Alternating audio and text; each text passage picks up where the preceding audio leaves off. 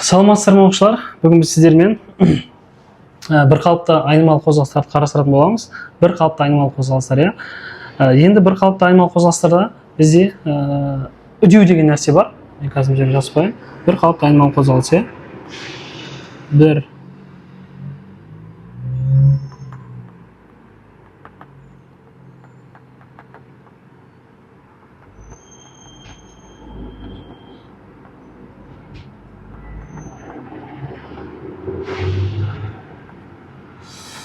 Бір қалыпты айнымалы қозғалыс достар. Бір қалыпты айнымалы қозғалыстың негізі ол үдеу достар. Бізде үдеу деген нәрсе бар. Орысшасы ускорение, ағылшыншасы acceleration, яғни бір секундта жылдамдықтың өзгерісін сипаттайды. Окей? Үдеуді біз ағылшыншасы acceleration болғандықтан а әрпімен белгілейміз. Үдеу дегеніміз қандай екен? А әрпімен белгіленеді. Өлшем бірлігі метр секунд квадрат. Мысалы 2 метр секунд квадрат деген сөз дененің жылдамдығы әр секунд сайын 2 метр секундқа артады деген сөз. Окей? Ал егерде минус 2 метр секунд квадрат десе, олай болса дененің жылдамдығы әр секунд сайын 2 метр секундқа кемиді деген сөз. Хорошо? Үдеудің негізгі формуласы А тең В минус В0 бөлінген Т, иә? Немесе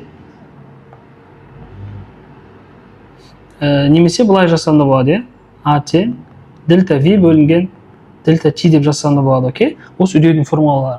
Енді достар бізде үдеу кеммелі болады және үдемелі болады. Хорошо?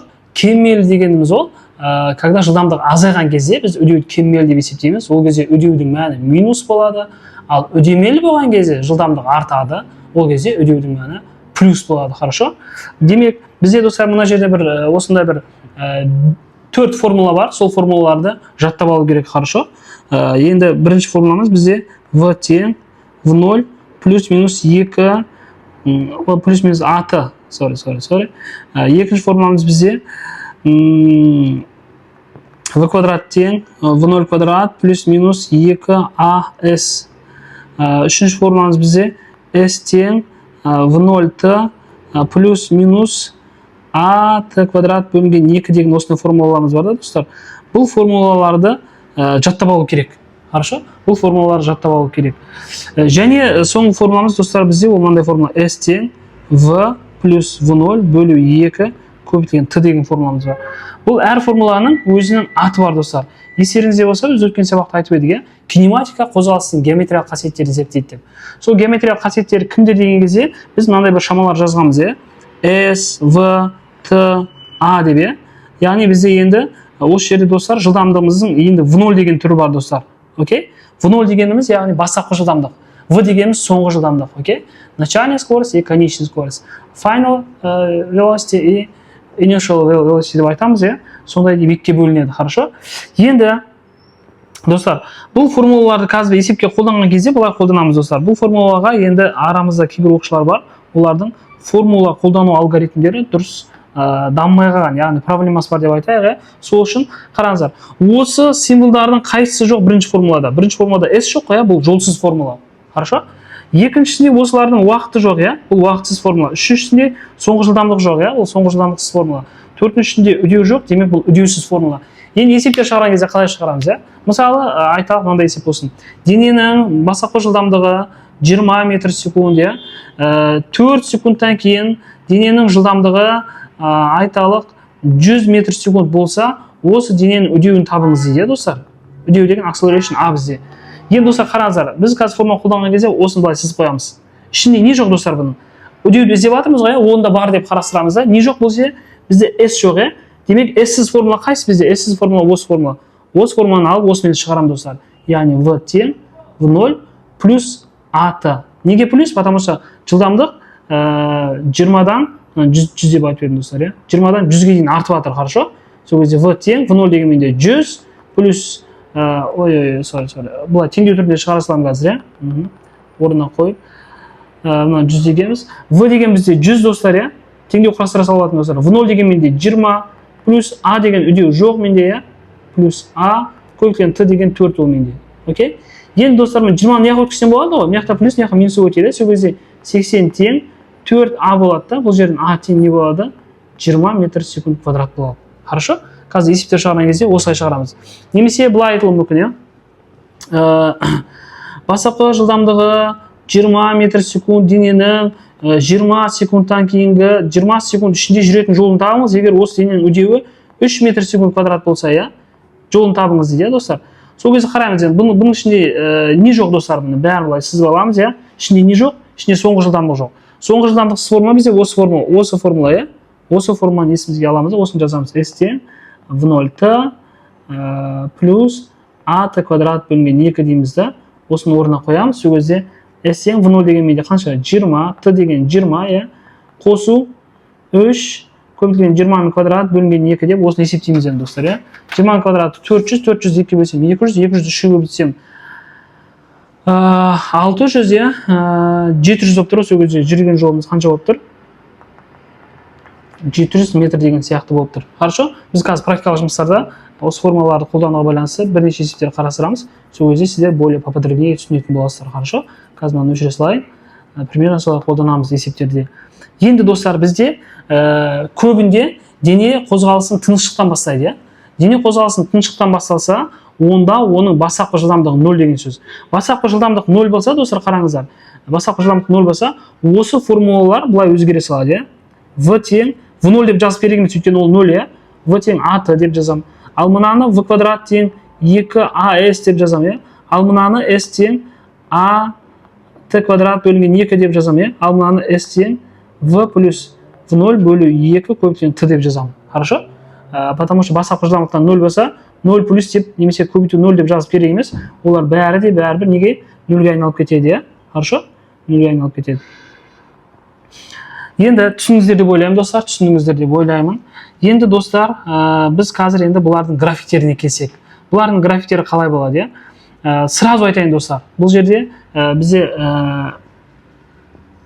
естеріңізде болса, достар, біз алдыңғы сабақта жолды координат түрінде берілген кезде S тең X минус X0 деп ашқанбыз, Сол кезде осыны мен мына теңдеумен теңестіріп жіберсем, V0T плюс минус AT квадрат бөлінген 2-мен теңестіріп жіберсем, 2-мен теңестірсем қандай теңдеу шығады менде?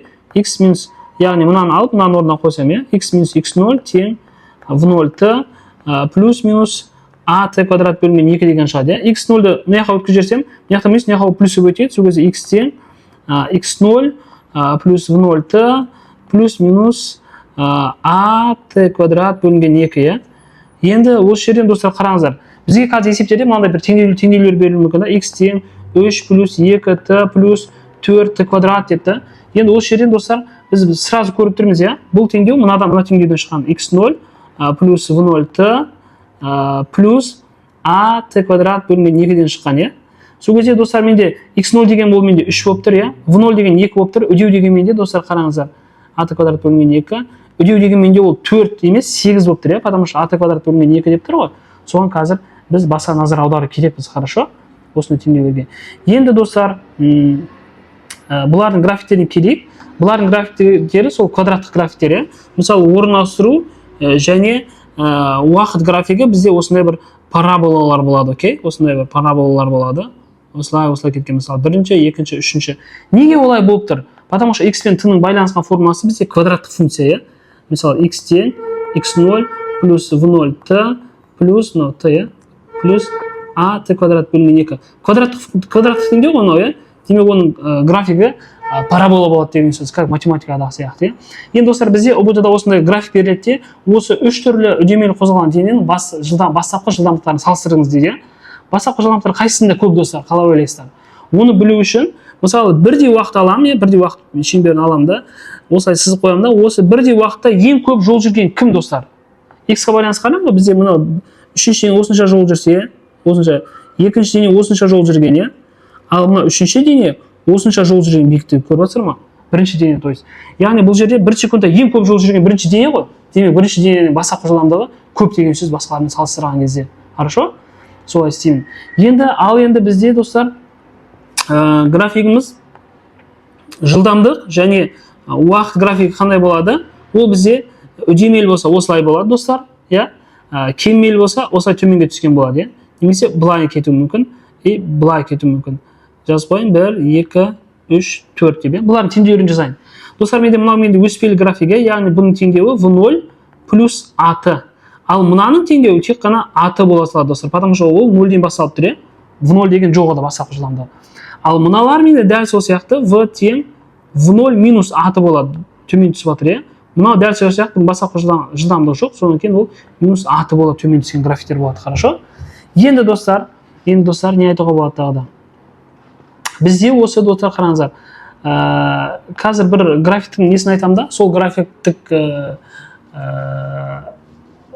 қорытындылар біздің есімізде қалсын, потому что алдағы уақыттарда ол графиктер керек болады, иә. Бізде ше достар, мысалы қараңыздар, бір дене, мынау v график, мынау t график болсын, иә.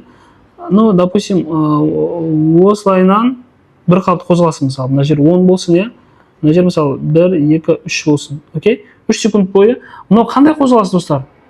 Түзу сызық, иә. Жылдамдық өзгеріп жатқан жоқ, бұл бір қалыпты қозғалыс, окей? Егер де достар қараңыздар, осы графиктік есептер болса, графиктердің координаталардың көбейтіндісі нені берсе, осы фигураның ауданы бізге соны береді. Бізде мысалы мынау қазір не болып тұр? 4 бұрыш болып тұр ғой, иә? 4 бұрыштың бір қабырғасы мынау менде 10 болып тұр, ал мынау менде 3 болып тұр, иә? Екеуін көбейтсем 30 болып тұр. Яғни бұның жүрген жолы 30 деген сөз. Немесе формула түрінде шығарсам, бұл бір қалыпты қозғалыстың формуласы S тең VT, иә? V деген менде 10 болып тұр, T деген 3 болып тұр, сол кезде бәрібір де 30 шығып тұр. Хорошо? Достар, бұл біздің есімізде қалсын достар, хорошо? Анау графиктің координаталарын көбейтіндісі нені берсе, сол графиктің астындағы алаңның ауданы бізге сол екеуінің көбейтіндісін береді, иә? Мысалы, мынау қандай қозғалыс достар, қараңыздаршы, мынау қазір қандай қозғалыс? Бұл менде үдемелі қозғалыс, иә? Бір какой-то басын v0-ден бастаған, иә? V-мен аяқтаған, какой-то мынау Т уақытта бітірген, иә?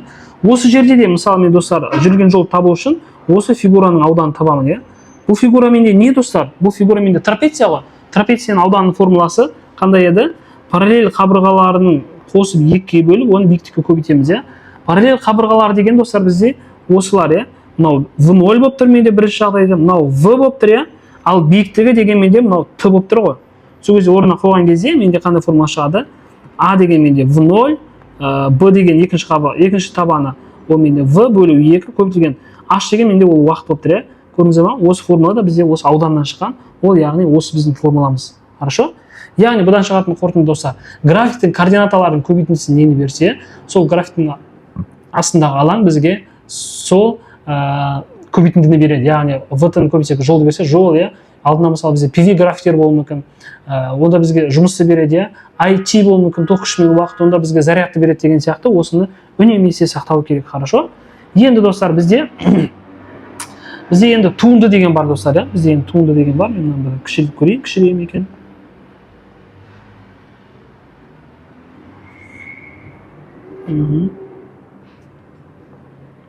Кішірейді екен, кішірейді. Кішірейген версиясын осы жерге салып қойсайын, иә? Хорошо, енді мынаны тазалап жіберейік.